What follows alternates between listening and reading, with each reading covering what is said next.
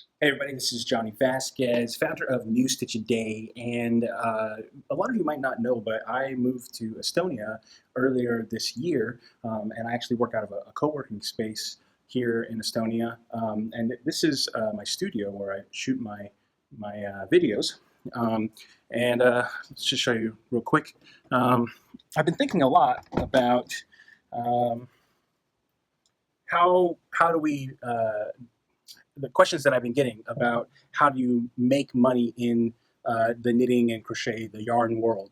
I make my money in a few different ways, but it's got me thinking like, okay, what are all of the ways that you could potentially do this?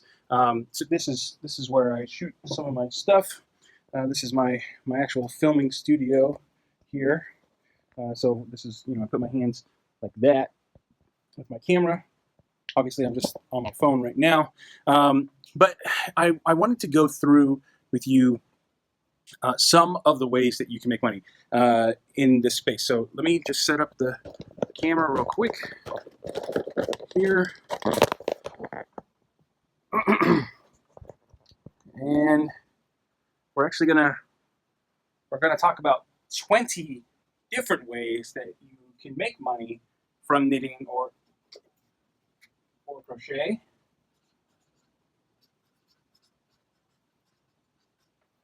And most of these are, actually all of these are pretty much craft neutral. So it doesn't matter if you do knitting or crochet, all of these will work. Now this is going to be a long video, guys. I'm going to talk about all of these different things, and I'm going to comment a little bit on each of them. So, as you can imagine, that's going to take a little while.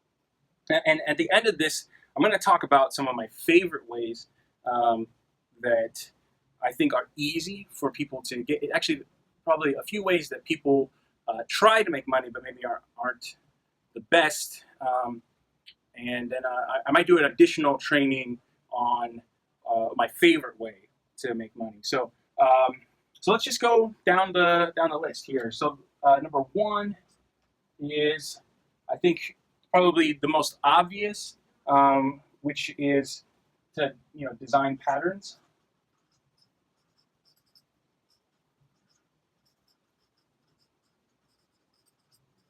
And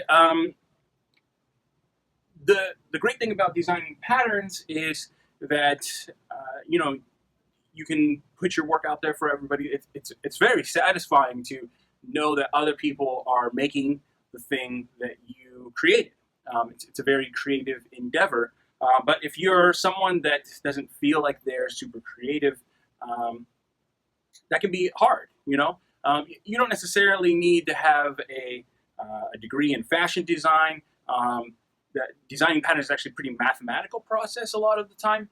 And I've done interviews with dozens of knitwear designers over the years, and they all have completely different backgrounds when it came to the things that inspired them to start designing patterns. So I would say that if designing patterns is a good option for you, if you're already tweaking patterns and sort of like combining patterns. When I got into actually designing patterns myself, it was because I couldn't find the thing that I wanted, and so I started like taking pieces of other patterns and putting them together, and then I started putting those out for sale.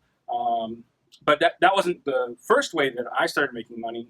I actually started doing my website, so you could do like a blog, and blogs are they're an online they're a online log of what you're doing. Now, when I built New Stitch a Day, it was a different purpose. I built it to be sort of a resource site versus just being a blog. Well, it really more evolved into that. It didn't start out that way. It definitely started out as a goal blog for me to do a new swatch every single day from Stitch Dictionary. And it was meant to be a way for me to improve my skills. And so, after doing 1,000 different swatches, like, you absolutely learn a lot of cool different things. And I'd say if you want to be successful with a blog, that's the approach that you should take. You should definitely have something specific that you're trying to do or accomplish, a journey that you're going on that other people are following.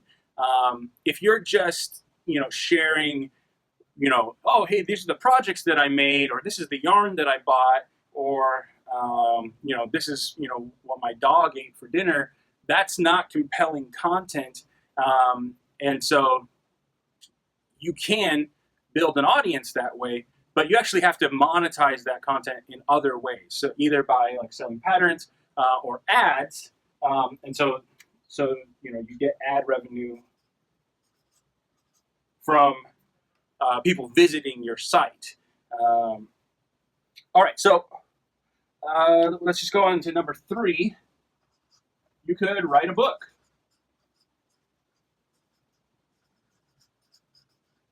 And writing a book is easier today than it's ever been.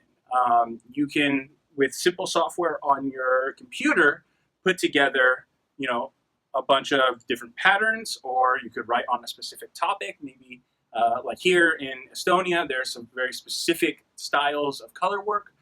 You could write basically a history book on the Estonian mitten patterns, because they have a lot of history to the different methods and stuff that they use to create those colorwork motifs. Estonia also is known for its lace patterns. And there's actually another type of colorwork that I can't remember off the top of my head that's Estonian as well. So someone, if they haven't already, I'm sure I know there's some books on Estonian lace, but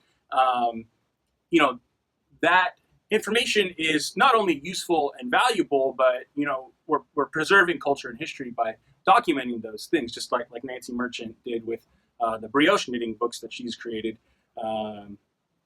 Or it could be a compendium of techniques. We've seen books on fixing mistakes. We've seen books on cast-ons and bind-offs. We've seen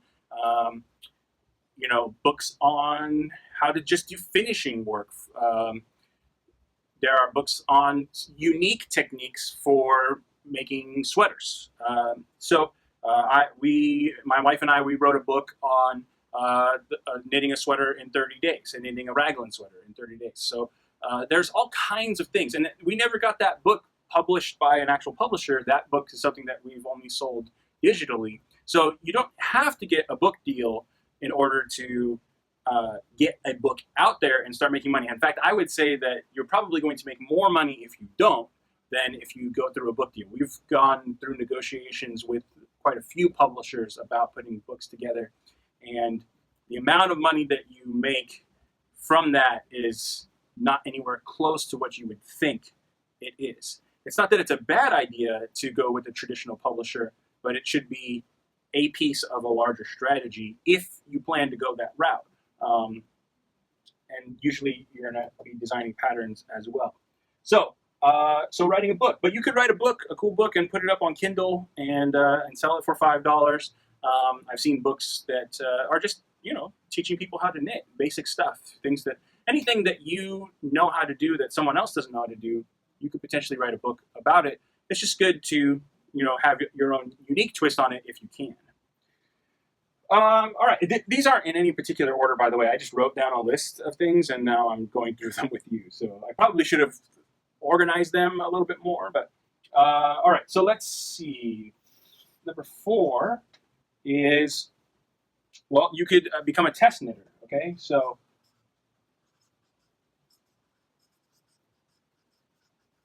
or crochet, a test crocheter.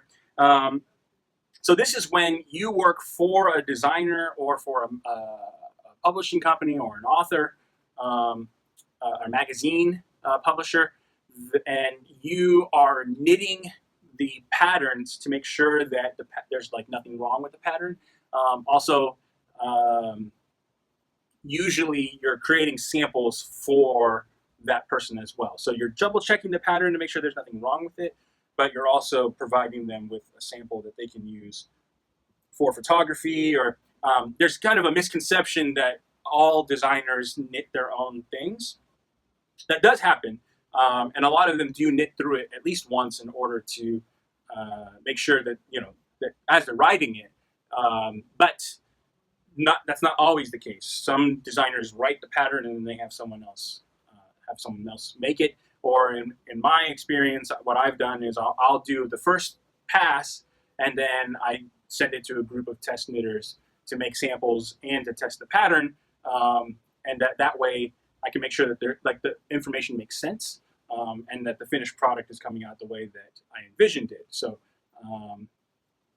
and usually you can make anywhere between like to $300 test knitting, especially if you're test knitting or sample making like a sweater, particularly like a complicated sweater pattern. And if you can do it fast and on time, then you become very valuable to those people. So, and again, I say knitting and you can use crochet interchangeably here. So testing patterns in general for knitting or crochet is not a bad way to make money. You're not going to make a ton of money, but you get to enjoy the knitting process and make a little bit of money on the side. So another one that's pretty obvious, I'd say, is to work at a yarn store.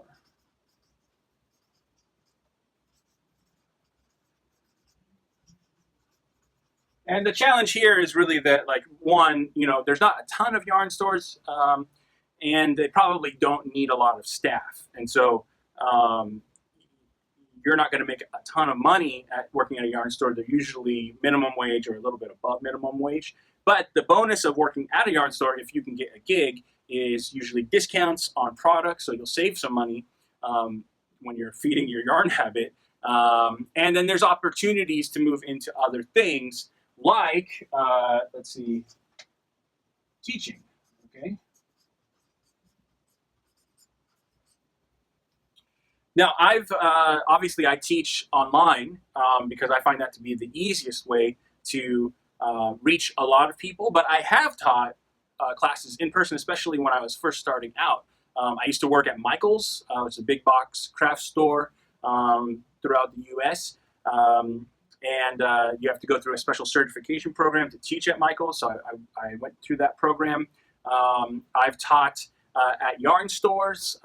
I've taught at once I did a class at a pub, like at a bar, and that was kind of fun actually. It was a beer tap room, and they would have this like craft night once a week. But they asked if I would come teach a class on. Actually, I don't even remember what the technique was that I was teaching, but I think I was just teaching different cast-on methods actually.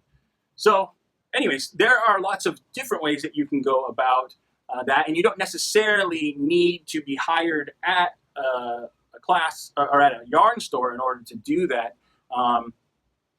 Your big box craft stores usually have the need for someone that knows what they're doing. The big challenge with teaching is that usually they're not going to do a ton of promotion for you, so you have to do a lot of the promotion that you want. There are ways to teach online as well through like places like Udemy and stuff, but that takes a little bit more technical know-how because you need to be able to film and edit and all of those things. But if you know how to knit and you have some experience with teaching, explaining that to other people, well, it's not that difficult to move to 3 or 4 or 10 people at one time to teach. So, all right, that's number 6. Number 7 is tech editing.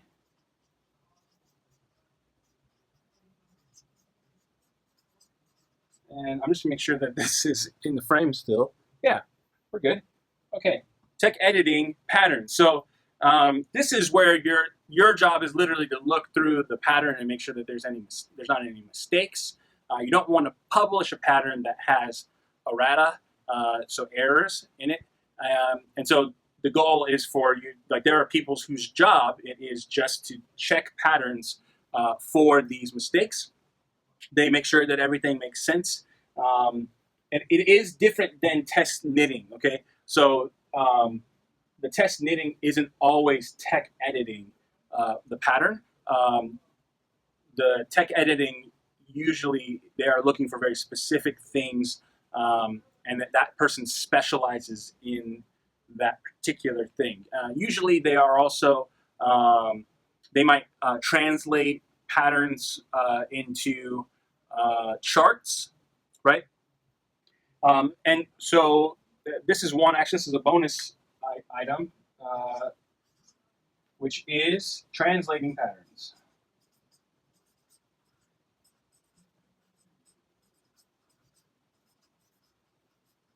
Now, I wish that more people did this, actually, because there's a big difference between even British and Australian instructions and abbreviations for patterns than there is in the US. But that's just translating from English to English. There's definitely a need for translating patterns into Spanish, German, Russian, Japanese. These are all countries that have big knitting cultures. And, I mean, I've been to countries like Bulgaria and Romania where people, they do a lot of knitting and crochet. Italian is another big one. So there's definitely a lot of opportunity translating patterns from English into other languages and vice versa. That's something that I definitely will be looking at more going into the future. And you open up your work to whole new communities of people. Even though there are a lot of English speakers in the world, you're not even coming close to accessing all of the opportunity that's out there if you're only producing content in English. Okay, so moving on. That's number 8. Let's do number 9, which is writing for magazines. We'll just say magazines. All right. So writing for magazines. Now, again, there's a limited number of magazines that might be looking for people to produce articles for them. But I would say this also includes like online and offline. So online magazines and offline.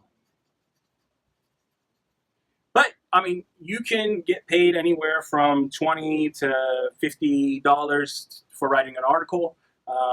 And to do that, you're going to want to approach the publisher and find out like what it is that they're looking for, if they're hiring for that. Usually, if I were going to come to them, I would say like, well, I've got an idea for an article or an article series. A good way to get your feet wet might be going to someplace like Nitty.com and seeing if because they take submissions for content there. So they don't necessarily have staff writers that are doing that. So it's great if you can get a staff writing gig, but usually those sites are looking for freelancers, right? Now, there are also yarn companies that might be looking for people to write for their blog and stuff. And so that's another place where you could potentially make money. And I would even suggest approaching yarn companies that don't have an active blog. They may not be doing the type of content marketing that they should be doing to attract an audience, and so you can help fulfill the need for them and either do it in exchange for free product or ask to be paid a little bit. I think that they would be surprised that the investment for them is minor, but it still could be a good source of revenue for you if you have talent as a writer. Okay, you could also start a magazine. So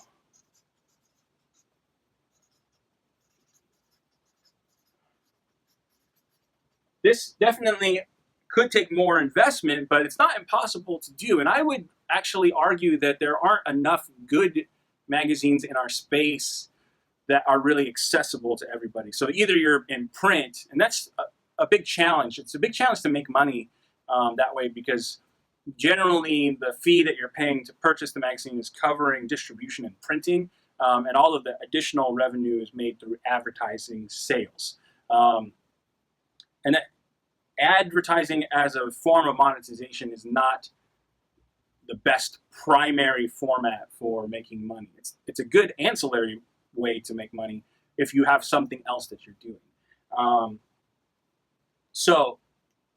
But there are definitely great examples of new magazines that are coming out quarterly and stuff like Pom Pom that are very high quality, and they They have minimal advertising. Sometimes they don't have any advertising, but they have a higher price point when it comes to actually getting the physical thing.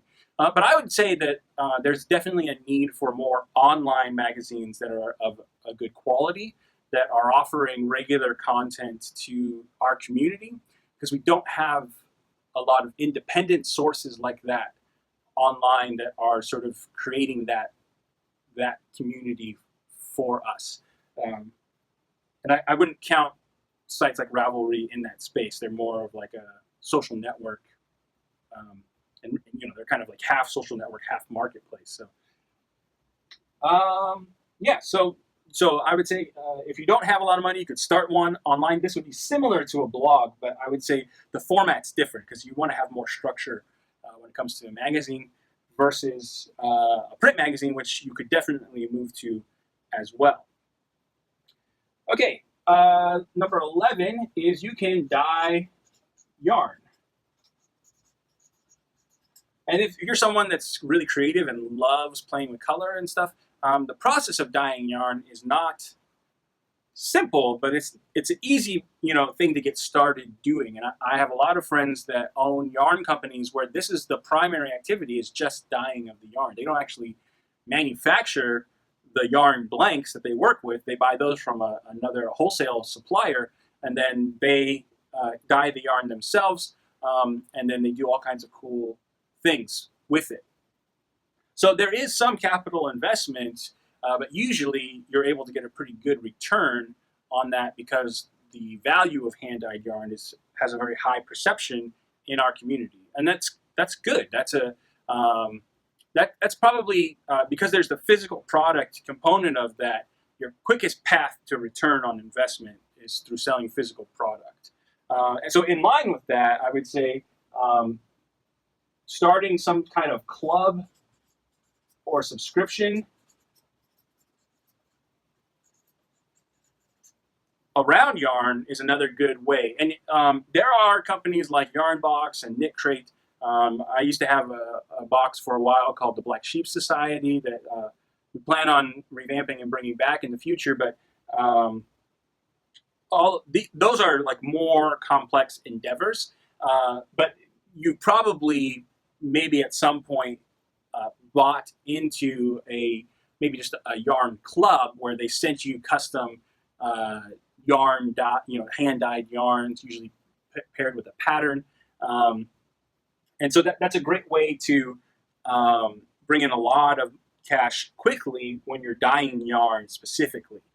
So I've seen a lot of hand dyers create a club like that because it's more consistent income, and you can sort of sell a lot of that product at one time before you actually have to deliver it. So that's probably, if I was going to do it, I would definitely create a club or a subscription if I was hand dyeing yarn. But if you don't want to hand dye yarn, you could like have a yarn manufactured. So make yarn, okay?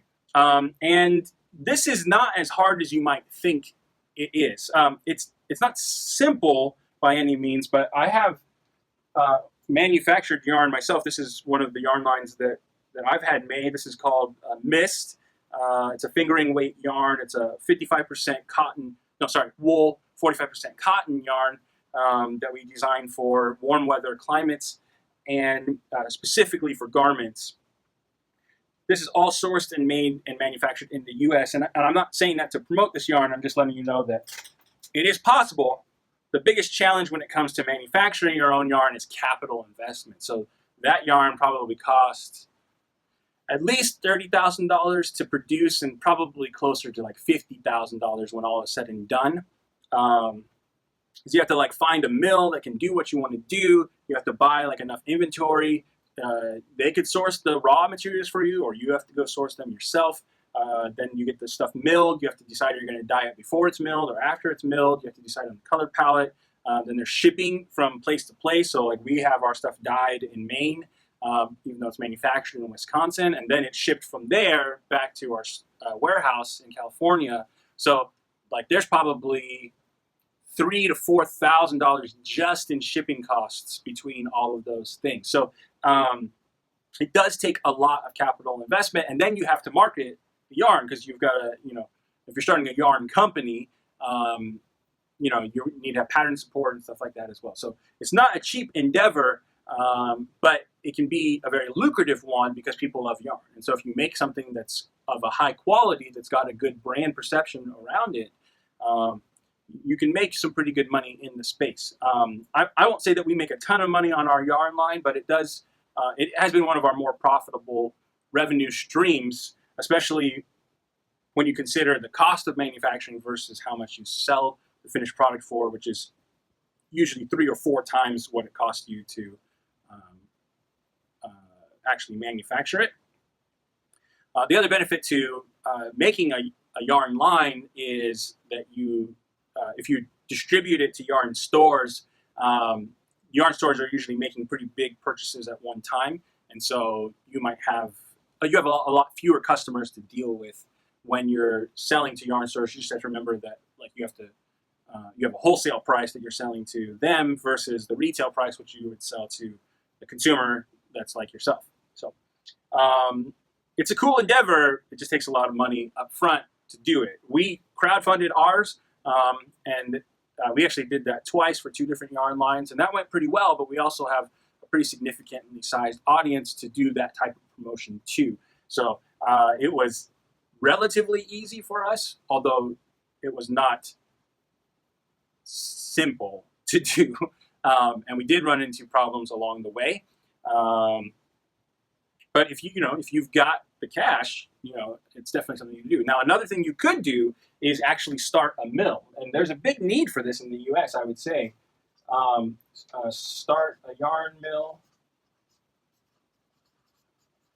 This is actually something that I've looked into. The investment is very high. It will cost you about $150,000 to start a mill, but you can either manufacture your own yarn, which would decrease your manufacturing costs significantly. And my guess is that it would be closer to half of what we were paying to get yarn created, maybe even less.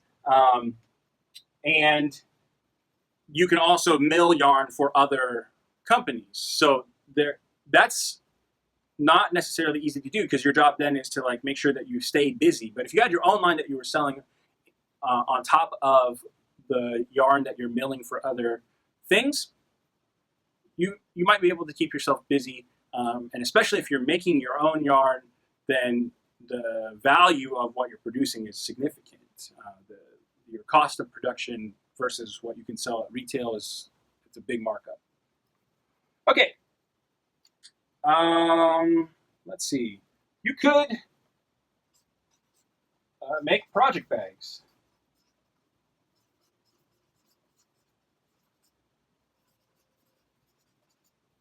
And this can be all kinds of things you could do. This I'll show you. This is a bag that we did for a 30-day sweater called the Sweater in Progress bag. Our cost to produce this is pretty low, and we're just printing these from a company that does promotional items.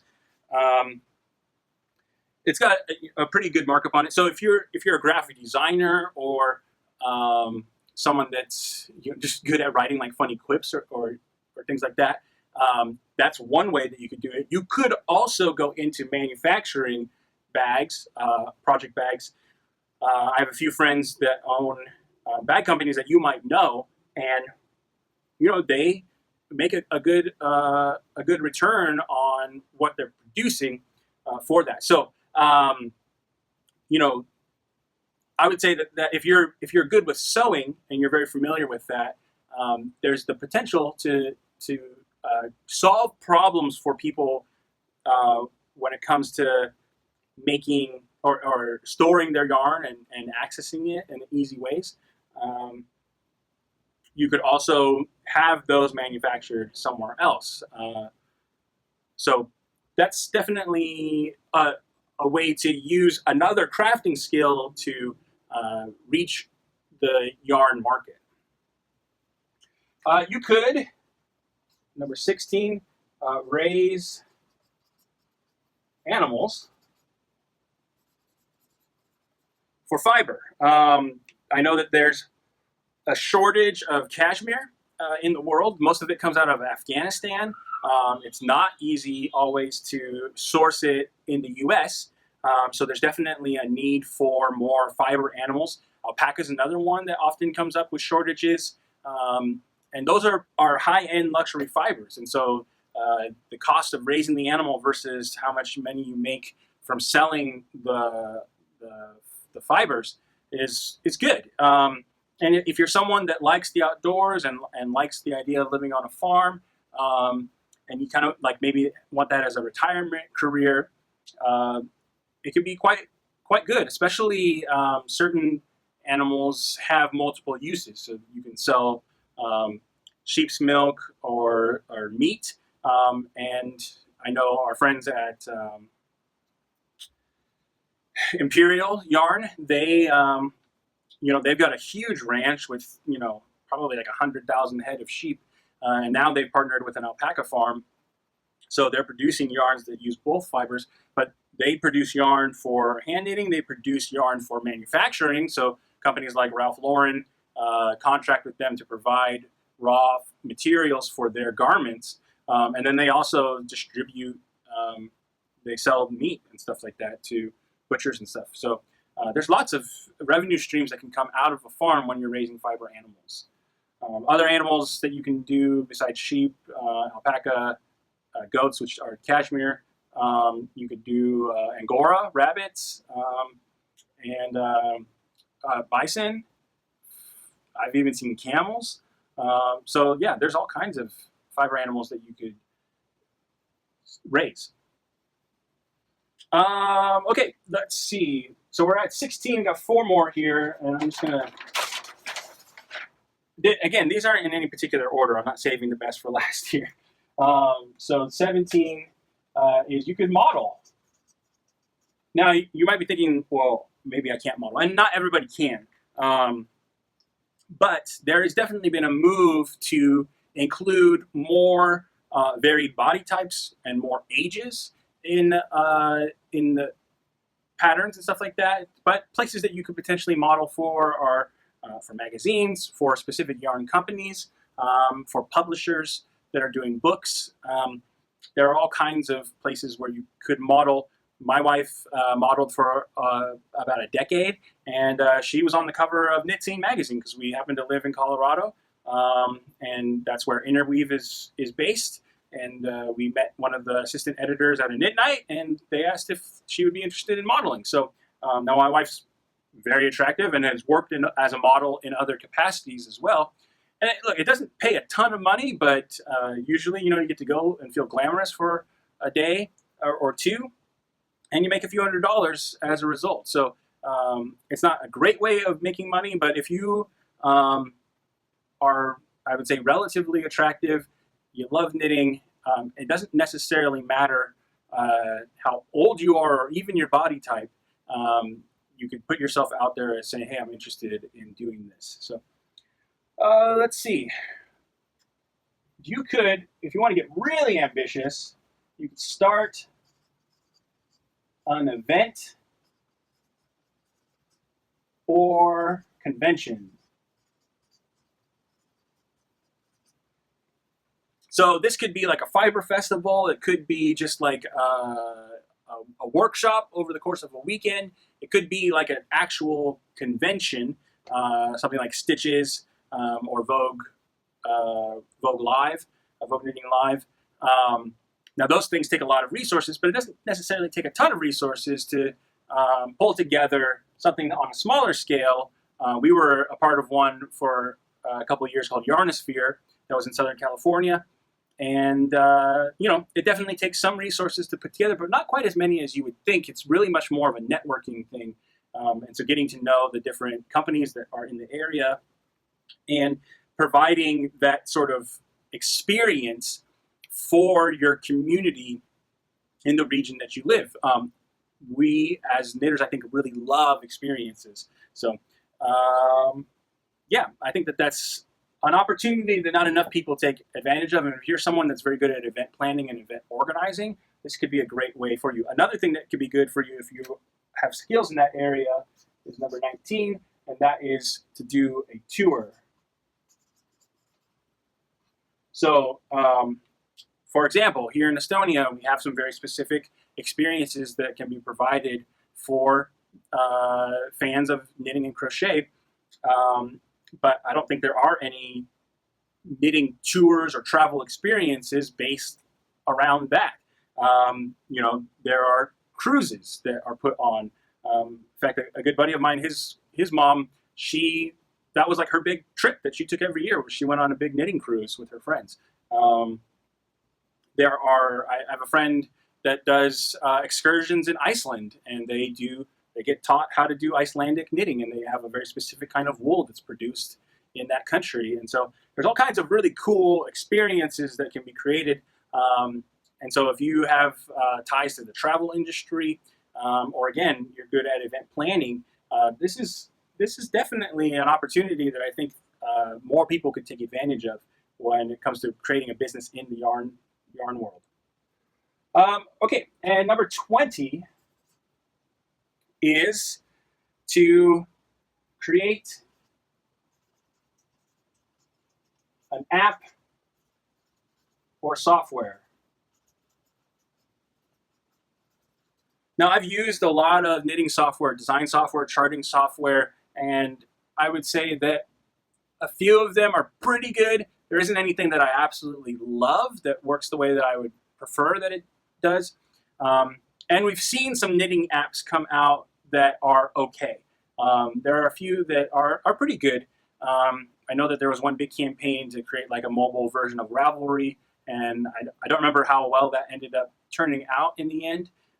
This is definitely not an easy thing to do, but if you have the skills as a software developer and you come from that technical background, there's huge opportunity, I think, in our space to create tools and resources, particularly for the designer side, that aren't astronomical in cost.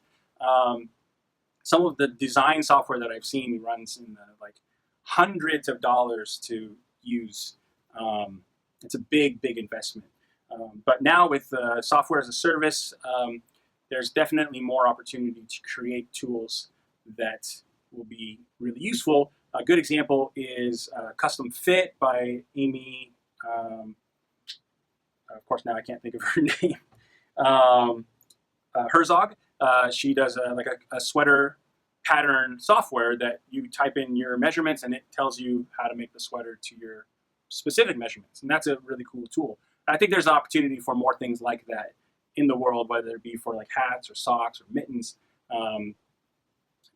You could definitely create something specifically that has a mobile interface, because not a lot of these things do. And so I think there's a big opportunity there for sure. Now, so that brings us through all 20, and there's actually 4 more ways, or 3 more ways to get into making money. And I think that there are ways that a lot of people try to get into it, but they make a lot of mistakes when they're doing it. And so I'm going to create another training on that. And you can go to the link in the description here and sign up for that class. I'm just going to make it on-demand class, so you're not going to have to wait to watch or whatever like that. But I'm going to talk through some of these mistakes when it comes to making money in the yarn space, and then I'm gonna talk about my favorite way of making money in this space and why I think it's really the best way for you to get into making money from your knitting. And you might be able to guess what some of the ones are that I didn't include because they're not on here, although they might seem obvious to you. My favorite way I've already discussed, and so I'm going to dive more deeply into that. I'm actually going to break down how you can make $1,000 a month from your knitting using this method, and it's easier than you might think. In fact, it's probably the lowest barrier to entry of anything that we've talked about here. So it's something that you could start doing really tomorrow if you wanted to. And so I'm going to dive pretty deep into how to actually do that. I'm going to run through the numbers and show you how it's possible. And I promise you, it is not even an extraordinary claim to make that kind of money using the technique that I'm going to talk about. So go to the link in the description here, click on that, and then all you got to do is enter in your email address, and I'll give you access to the class right away, and you can just start watching. And that class will probably go for about an hour, is my guess. So you'll want to block out time to watch the whole thing. So thanks for watching this. I hope that I sparked some ideas for you. And if you have tried any of these things or you do any of these things, I'd love to hear more about your experiences, because I've actually tried quite a few of these myself, and the ones I haven't, I plan on doing at some point. So I think that there's a lot of opportunity to make a living from your passion. And even if you don't want to make a living, there's a way to enjoy your passion and still bring in some extra money to help out with expenses or travel more, or feed your yarn habit. So I appreciate you watching this whole thing, and hopefully I will see you in the other class.